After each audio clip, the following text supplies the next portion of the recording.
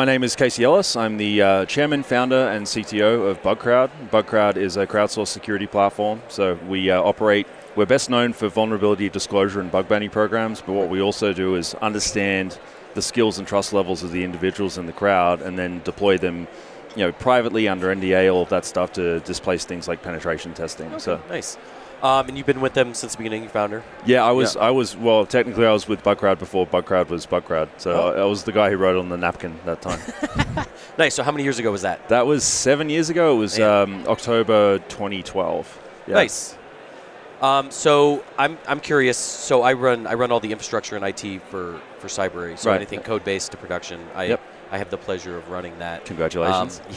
We have this fun challenge, which I'm assuming you might have a similar challenge. Since we're training people to do like cross-site scripting and penetration testing, fun fact, our cross-site scripting page is our most attacked page with cross-site scripting. Yeah, I'd imagine. Yeah. So it's a fun balance trying to as new courses are going up, I have to make sure that keep I'm them kind sane of in covered. The process. Yeah, totally. Especially new tools and things like that. How do I stop when somebody just a beginner powers up a Kali box and just goes to town against one of our endpoints? Sure. So I'm curious on as Bugcrowd grew, how you kind of thought about security and kind of placing people in the organization to kind of make sure that it's kind of spread out and not just silos, as I'm assuming. Yeah, no, you guys 100%. Don't silo it based on. Yeah, no, totally. I mean, we'll deliver the crowd into specific use cases in that kind of private program version that I was talking about before. But the broader programs that we run where it's against essentially the organization, it's just look at this entire thing from the outside in and tell us where there's issues, and we'll go off and fix them. And in the case of a bounty program, there's a reward for doing that. You can drive behavior to get the results that are most important. And I think to your point around security and enablement, that's actually where it starts. It's actually understanding what are you good at, what are you not good at. Is there a fundamental belief within the business that security is important? Because that's not always a given thing. Right. And making sure that there's a generalized awareness of the fact that it's everyone's job. It's not just the security team's job across the organization. I think that's really step zero. But from that, it's okay, do you have an issue with cross-site scripting? Is it something that your developers aren't good at avoiding yet? Do you need to adjust your frameworks to make it more difficult for that to be introduced in the first place? All these different things. Actually identifying where the areas of risk are to be able to prioritize that enablement to address the greatest risks first and then work your way back, because you can't eat the whole elephant at once, right? That's part of the problem. It's such a broad set of subjects. Actually knowing where to start, I think, is really step one. Yeah, so we, since I also run IT, it's fun because we're trying to basically raise that base level of knowledge. Especially being a cybersecurity company, everybody needs to be aware because we're a target, all this kind of stuff, and then it's just bad PR if we get caught and stuff like that. Yep. And so trying to push out all this basic understanding, we do it. I think we do it pretty well. We start getting it on day zero. We have HR on board and things like that. Yeah. And for me, the challenge is kind of trying to make sure the policies and stuff are kept, but also that they're not super invasive and things like that. And so it's this fine line because I know the worst case scenario, but trying to convince other people that it's still a real threat. Definitely. I mean, I've been doing security since I was a kid, but professionally since pretty much straight out of high school. I got into network engineering and just started hacking stuff, and it kind of went from there. Yeah. And what I've seen over the 20 whatever years that is now is that the most successful security programs, soup to nuts, are the ones where the learnings are internalized. Right. So it's not this, hey, it's not this team in the corner. Hey, knucklehead, do this thing. It's not adversarial in that sense. You're in a position where you can, foster intrigue in the process and get people actually leaning into it and kind of wanting to learn more, right? But I think, going back to the step one, step zero thing we were talking about before, step zero is understanding, bad stuff does actually happen if you screw this up. So, one of the things that we do at Bugcrowd, we teach as many of our employees as we can to lockpick, regardless of what team they're in. Nice, there's traditional master locks? Yeah, just wafer locks. Or do you get them a kit? So we've got a couple of kits kicking around the office, and we'll go through to do a brown bag and people. Because the thing is, if you've never done that before, and if you're not a career security person, right, there's a whole like raft of things that happen in your brain in that moment when you get it right. You're like, oh my God, like here's the dopamine hit. Okay, I get why hackers do what they do because it's fun. Interesting. Right? But also like about 20 milliseconds after that, it's like, holy crap, like this is what's protecting my house.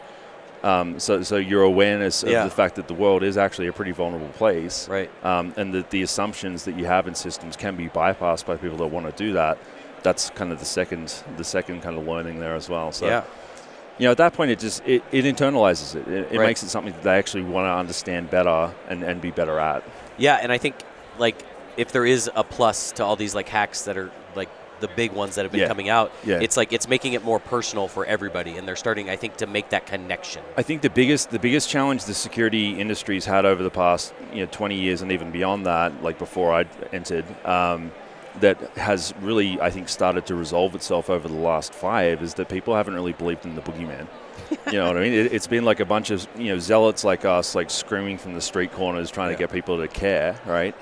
And they either do because they're compelled to, or they do because it's like their job title or whatever. Right. But by and large, the broader population's seen it as this like thing that's in weird movies that they don't really understand, and it probably doesn't affect me.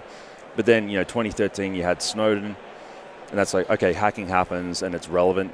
2014, like I think it was 70% of the US population had its credit card popped. So okay, now it actually does happen to me. Right. The year after that, it was healthcare records, it was Ashley Madison, it was like OPM. Okay, now it hurts because it's not insured, I'm not getting it back. And it's just gotten weirder ever since. The conversation around election interference, you talk about IoT taking down the internet, it's gotten progressively more dystopian, I think, in the narrative to the average person. Yeah. But they can kind of connect it back to how it affects them. So it nets out to people being more aware across the board of the fact that, this actually does matter. Like, we need to get good at this. We just need like a big DDoS that breaks everybody's like Alexa. Or another one. Yeah, I mean, we had that. There was a DDoS attack out of a bunch of, I think it was Chinese-made webcams about 6 months ago that took down literally half the internet for half a day. I get to fight those support requests when people are like, this isn't working. Why can't I log in? And it's like, well, the internet's down. Because the internet's broken and we're still trying to fix it. And they're like, well, I can still get on Facebook. And it's like, like... They've got a little more bandwidth than we do. Yeah, totally. They're absorbing that real hard. So did you see the keynote?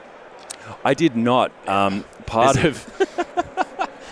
it's the blessing and the curse of doing something that works in this industry is that I don't really actually get to spend a lot of time sitting down and learning at these conferences. It's mostly running around talking to people and meetings and whatnot, but I'll catch up on it afterwards. You talking about Dino's one? Or Yeah, so I heard a lot about that, definitely. And I think that whole idea of the professionalization of the hacker, I'm an example of that, right? Like, come from... network engineering into pen testing, into solution architecture, into sales. Then I got it in my head I wanted to do startups, so doing that for a period, and then started Bugcrowd, and then CEO and chairman. Yeah. And that's been it's been interesting because I think there are those moments of like feeling like you're selling out on the hacker roots as you kind of increase your value. Yeah. But I really like the way that I haven't actually, as I said, heard the actual keynote yet, but I've talked to a lot of people about it. The way that Dino was talking about, it's like an extension of the value that you can provide. Right. And there's just levels of that the more that the technical community is aware of the truth of that, I think the more people will actually engage in. Ultimately, that's a good thing. Yeah, totally. Any trends you're seeing the last couple of days, walking around, talking to people? Yeah. Any keywords that are big? I haven't seen borderless security or borderless networks that many times People yet. Keep on trying to bring up zero trust, but I don't think anyone gets it. I think there was a class going on over in the business hall theater 10 minutes ago. Like, ultimately, I actually do think like zero trust as a concept is where we'll eventually end up. It's just a question of when. Right. And we're talking about it now as though it's tomorrow, and I don't think that's true. So it's, somewhere between like the heat death of the universe and tomorrow, like that'll actually become a thing, but it's not yet. The big trend I've seen is really this idea of security being elevated from an issue of technical weakness and technical threat to an overall issue of risk. And thinking about it in a business context. So this idea that what we do is cool. We love it, obviously, Right. within the industry. But to the business, it's no different to human resource risk or Right. supply chain risk or anything else like that. So I think the business in general, with the awareness around security that's happened in the boardroom over the last 5 years, is starting to catch on to that.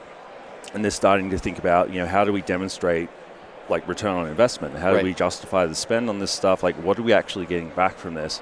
The challenge with this whole space is that if you do it right, nothing happens. Right. Yeah. So there's kind of a negative feedback loop. Yeah, so it's interesting. I'm wondering how you guys, because I mean that's where you guys like live and breathe basically, right? Because you're sitting in that weird like, let's pay people to find. Like I can imagine like those conversations in the boardrooms. We're incentivizing people to try, and we're paying them when they're successful. Right, and so it's like it's a weird. I think it's a weird take on like basically if you look at it from like the board's perspective, like on insurance. Yeah, it's like you're exactly right. Yeah, yeah. So the way that I talk about that, and you're spot on.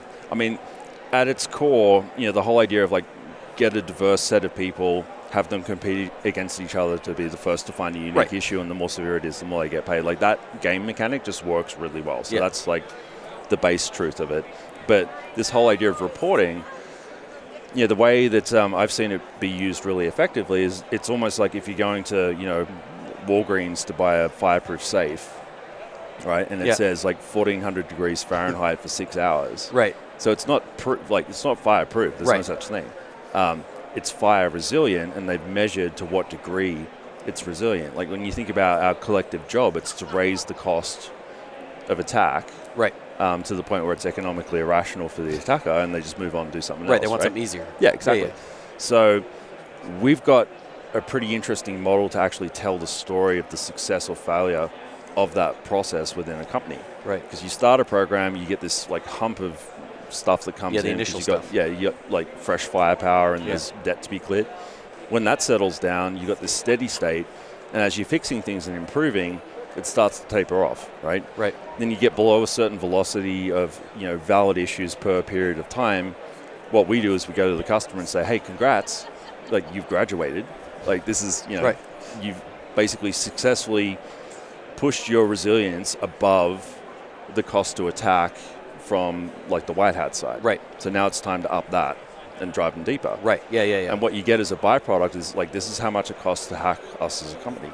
Oh, interesting. You see what I mean? Yeah. So that probably all works of a sudden, real well. It does, because it's like, okay, we've got a top reward of $50,000 and we haven't seen a P1 in the last 90 days.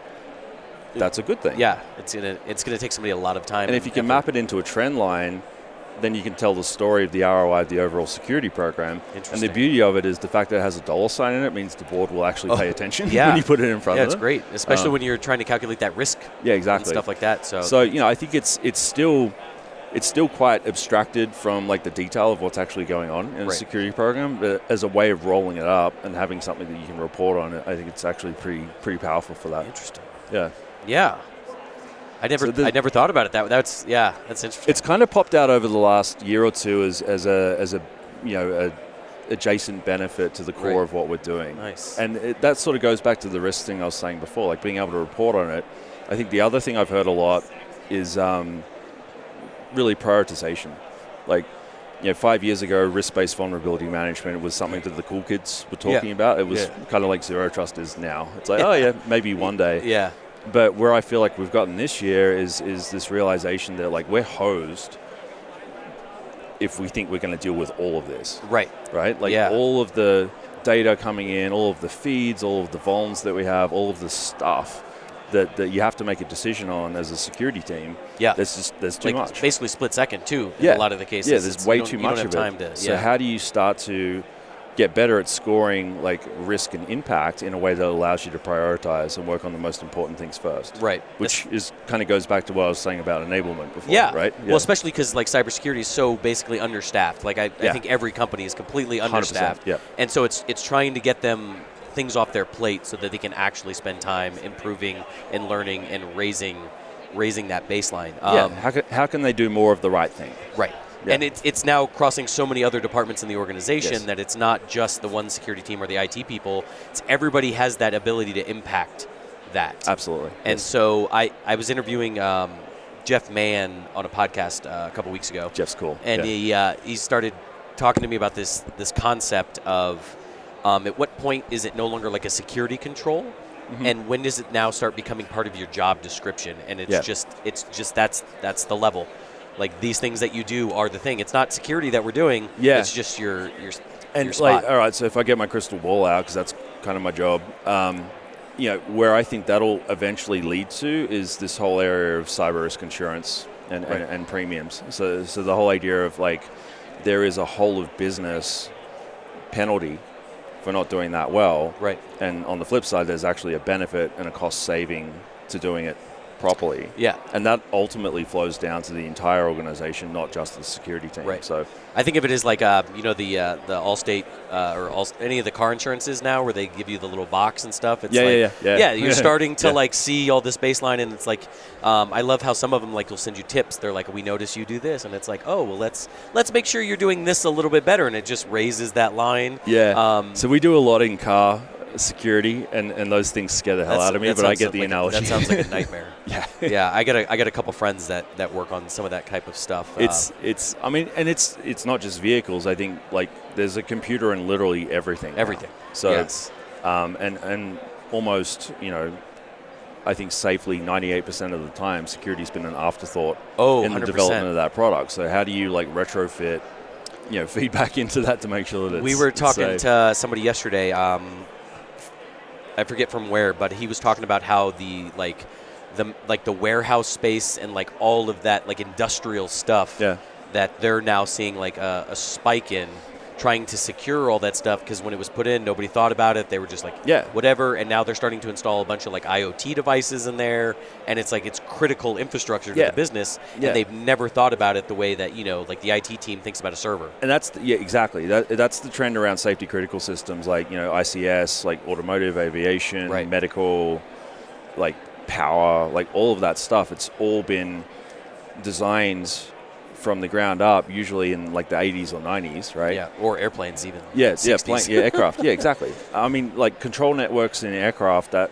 was like late 90s, early 2000s that started to incorporate. It was actually the first programming language I learned was like Ada 95. Oh, there you go. Because it was so rock solid. Huh. And I'm sure it's just completely miserable on a security front. Well, the front. thing is, it was never meant to be put on the internet. Like that's the bigger problem. Yeah. So like, and when you think about the dongle, back to that use case, like the CAN bus in a vehicle was never meant to have the internet or the connected bandwidth directly to it. Oh, yeah. Right? So like the security considerations that come with that weren't really factored into its design. It was meant to have a, big, like large concrete wall around it. It was air-gapped. Yeah, it was air-gapped. Essentially, yeah.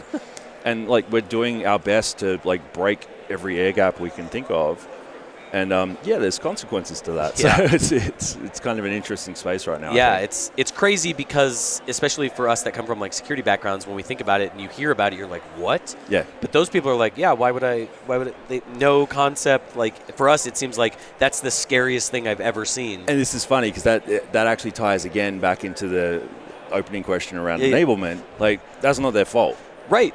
Yeah. They like objectively they didn't screw up. I think one of the big kind of soapboxes I'll stand on is like security people don't get the right to call developers stupid until they've like built, deployed, and maintained a platform themselves. Right. Because we do tend to do that. We'll find something that's wrong, and then we come in like, I have that fight all the time. Yeah.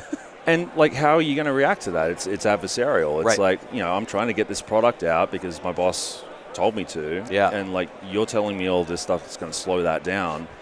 You know what I'm going to do? I'm just going to ignore that. Yep. And get the product out. Yep. Business will, maybe nothing bad will happen. Right. Right. Yeah, I fight that all the time. Yeah. Because it's trying to get them more information so that they kind of have a bigger story, but it's like still trying to get it all in a digestible medium. Exactly. And then my biggest fight to prioritize, right? Yeah, and my biggest thing is like just build time.